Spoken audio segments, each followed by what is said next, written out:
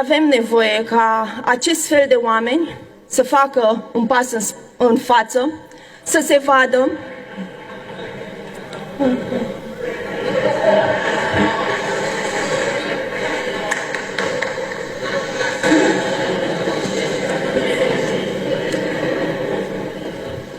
Avem nevoie de acești oameni să facă un pas în față.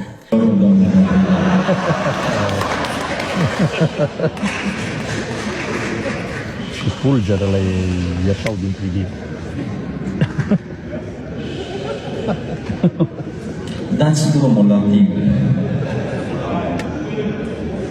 Ați devenit peste noapte mai suveraniști și mai români ever.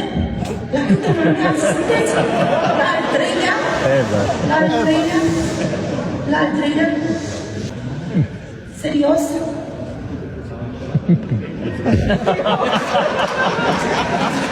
Dar spus-o, rămas în aer în fraza.